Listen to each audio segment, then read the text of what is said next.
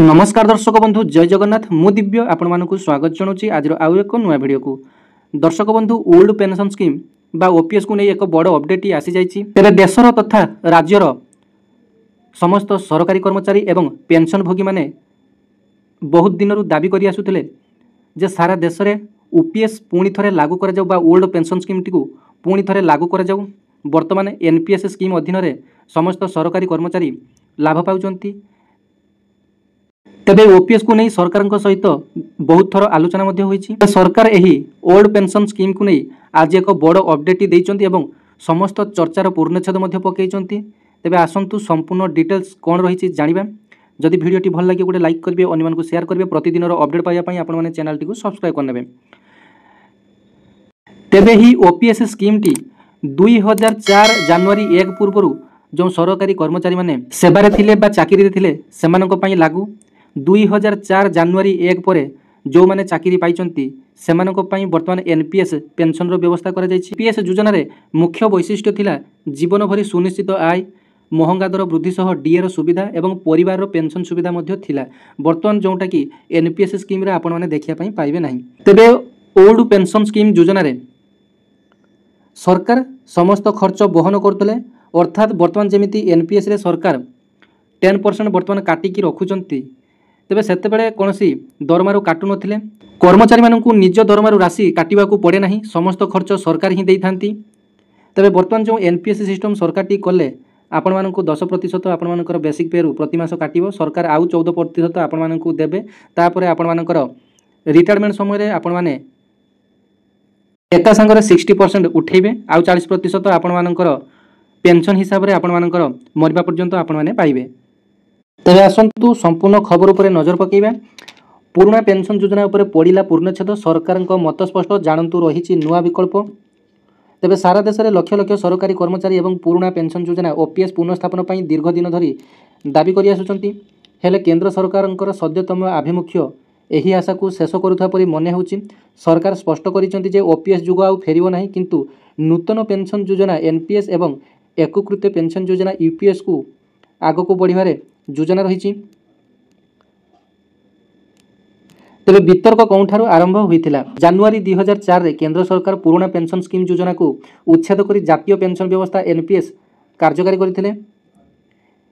यह एक अवदानकारी व्यवस्था जो कर्मचारी एवं सरकार उभय सेमानकर दरमार एक अंश योगदान करती, किंतु ओपीएस अधीन रे संपूर्ण पेंशन सरकार प्रदान करुथिले, जहाँ अवदानहीन एवं ग्यारंटी थिला। अवसर प्राप्त कर्मचारी मानकर संख्या वृद्धि पाइबा सहित ओपीएस सरकार क्रमश बुझ होईगला। तेबे 21 वर्ष पर कर्मचारी मानकर चाहिदा वृद्धि पाइबा मध्यरे केंद्र सरकार एक नूतन यूपीएस योजना कार्यकारी करुछंती, जहाँ एनपीएस एवं ओपीएस मध्य उभयर वैशिष्ट्य गुड़ी को सम्मिश्रण करा जायछि, जहाँ 1 एप्रिल 2025 रे लागू होइतिला। तेबे यूपीएस रे अवदान बाध्यतामूलक हेबो, किंतु सर्वनिम्न पेंशन ग्यारंटी मध्य प्रदान करा जिवो। तेबे अष्टन वेतन कमिशन रे पुणी उठिला ओपीएस रो प्रसंग। कर्मचारी संघगुड़िक पुणी थे अष्टम वेतन कमिशन सम्मुख में ओपीएस रो पुनर्स्थापन को एक प्रमुख प्रसंग भाव में उठाई। हेले केंद्र सरकार तांकर स्थिति को पुनर्बार दोहराई जे ओपीएस कौन प्रकार पुनर्स्थापन विचाराधीन नुहे। प्रधानमंत्री मोदी अध्यक्षतार अनुष्ठित संप्रति कैबिनेट बैठक में अष्टम वेतन कमिशन शर्तावली को अनुमोदन कर शर्तावली गोटे बिंदु स्पष्ट भाव में सूचाई दि जाए ओपीएस रे आउ एणिकी संभावना नहीं।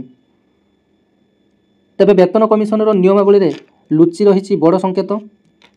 नूतन आवश्यकता अनुसार कमिशन तांकर सुपारिश प्रस्तुत करने समय अण आवेदनकारी पेंशन योजनार अण अर्थात खर्च को विचार करने को पड़ो।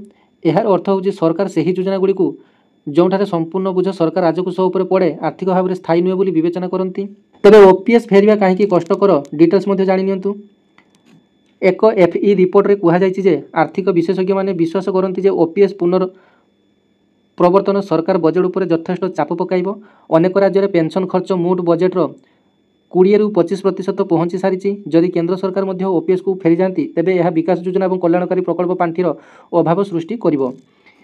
तेबे देखंतु ओल्ड पेंशन स्कीम जोटा 2004 पूर्व देश तथा राज्यर सरकारी कर्मचारी पेंशन भोगी माने सेथिरे उपकृत पाउथिले। सरकार ही केवल दौले से कर्मचारी मानकर कौन अवदान नाला, जमी बर्तमान एनपीएस रे 10% लेखाए मूल दरमार कटी रखा जाउछि। ତେବେ ବର୍ତ୍ତମାନ ହିମାଚଳ ପ୍ରଦେଶ, ରାଜସ୍ଥାନ, ଛତିଶଗଡ଼ ଏସବୁ ରାଜ୍ୟରେ କଂଗ୍ରେସ ସରକାର ଗଠନ ପରେ କର୍ମଚାରୀମାନଙ୍କୁ ଆଶ୍ୱାସନା ଦେଇଥିଲେ ଯେ ରାଜ୍ୟରେ ଓଲ୍ଡ ପେନ୍ସନ୍ ସ୍କିମ୍ ଲାଗୁ କରିବା ପାଇଁ। ତେବେ ଛତିଶଗଡ଼, ରାଜସ୍ଥାନ ଏବଂ ହିମାଚଳ ପ୍ରଦେଶରେ କଂଗ୍ରେସ ସରକାରକୁ ଆସିଲା ପରେ ଓପିଏସ୍ ବ୍ୟବସ୍ଥାଟିକୁ ଲାଗୁ କଲେ।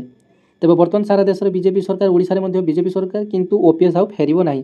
ଯାହାକି ବର୍ତ୍ତମାନର ରିପୋର୍ଟ ଅନୁସାରେ ଓପିଏସ୍ ଆଉ କୌଣସି ପ୍ରକାର ଫେରିବ ନାହିଁ। ତେବେ ସମସ୍ତ କଳ୍ପନା ଜଳ୍ପନାର ଅନ୍ତ ଘଟିଛି। ବର୍ତ୍ତମାନ 8 ପେ କମିଶନ ଲାଗୁ ହେବା ପାଇଁ ଖୁବ୍ ଜଲ୍ଦି ଯାଉଛି। ତେବେ ଲାଗୁ ହେବା ପାଇଁ 2027 ହେଇଯିବ, କିନ୍ତୁ ଦରମାଟି ଆପଣମାନଙ୍କର 2026 1 ଜାନୁଆରୀ ପାଖରୁ ଏରିୟର ହିସାବରେ ଆପଣମାନଙ୍କୁ ମିଳିବ। ତେବେ କୌଣସି ପ୍ରକାର ଆପଣମାନଙ୍କୁ ଆଉ ଓପିଏସ୍ ଫେରିବ ନାହିଁ ବୋଲି ଯାହା କିଛି ସ୍ପଷ୍ଟ ସୂଚନା ରହିଛି। ତେବେ ଭିଡ଼ିଓଟି ଯଦି ଭଲ ଲାଗିଥିବ ଗୋଟେ ଲାଇକ୍ କରିବେ। ଯେଉଁମାନେ କି ଓପିଏସ୍କୁ ଅପେକ୍ଷା କରିଛନ୍ତି, ବର୍ତ୍ତମାନ ମଧ୍ୟ ବହୁତ ଜାଗାରେ ଆନ୍ଦୋଳନ ଚାଲିଛି। କିଛି ଦିନ ପୂର୍ବରୁ ଦିଲ୍ଲୀରେ ମଧ୍ୟ ଏହି ଓପିଏସ୍କୁ ନେଇ ଏକ ବିରାଟ ଧରଣର ଆନ୍ଦୋଳନ କରାଯାଇଥିଲା। ତେବେ ସରକାରଙ୍କର ଗୋଟିଏ କଥା ଯେ ବର୍ତ୍ତମାନ ଆର୍ଥିକ ବୋଝକୁ ଲକ୍ଷ୍ୟ କରି ଓପିଏସ୍ ଆଉ କୌଣସି ପ୍ରକାର ଫେରିବ ନାହିଁ।